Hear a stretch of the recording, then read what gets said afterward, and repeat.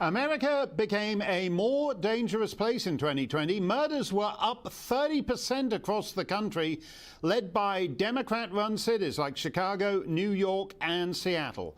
Oakland, California is currently terrorized by an outbreak of random attacks and robberies, and things have gotten so bad that people have started citizen patrols to keep their neighbors safe.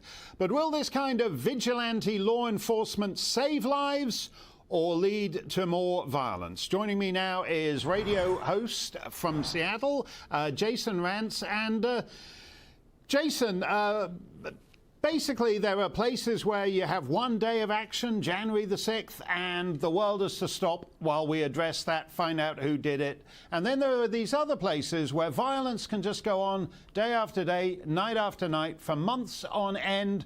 And it's just a normal feature of life out on the West Coast particularly. Yeah, and it's a sad reality for a lot of people who live in these cities who have to deal with it.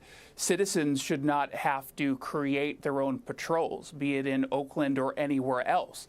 They should have a fully resourced police department to do the work for them.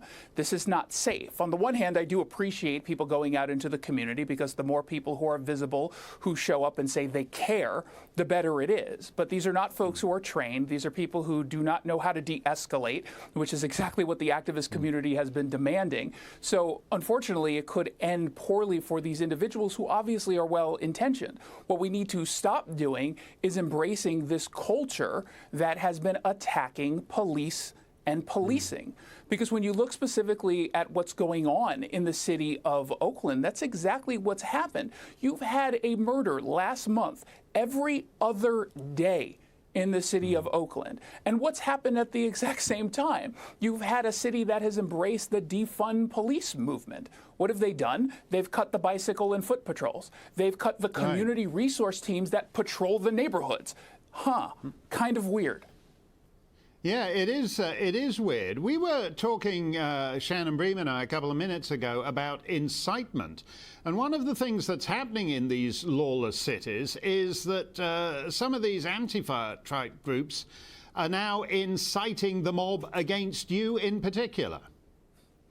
Yes, they are. I mean, they do it to a lot of folks who actually go into the mob when they're out on the streets and they're committing their acts of vandalism and other violence. We go in because we think it's actually important to tell people what's going on. We know that a lot of media outlets are not going to do that. We know that there are media outlets like the competition that pretend it doesn't actually exist. They're the arm of the Democratic Party. But it does exist, it is happening, and what they end up doing is people online notice that when we're there, we take photos and videos. They end up screenshotting our faces and telling people our names and hashtagging codes to the mob on the ground saying, hey, Jason Rantz is out there. He's there taking photos of your faces. Be on the lookout. And I was there just a couple weeks ago in the city of Tacoma, Washington, as part of one of their riots. I heard my name being discussed. I thankfully was undercover in the sense that we're in the middle of a pandemic, so I can cover my face. I had a beanie on. You couldn't really tell it was me. But I mean, they do that with the intent to harass, intimidate. And yes, I've seen folks who are trying to uncover this sort of thing getting assaulted. Yeah, do you feel it's a little bit odd when you have congressmen sobbing on the floor of the House of Representatives because they were, 3 blocks away on January the 6th, but they feel that somehow they're suffering from post-traumatic stress disorder, while guys like you out on the streets of American cities who are actually being targeted, you're just supposed to suck it up, basically.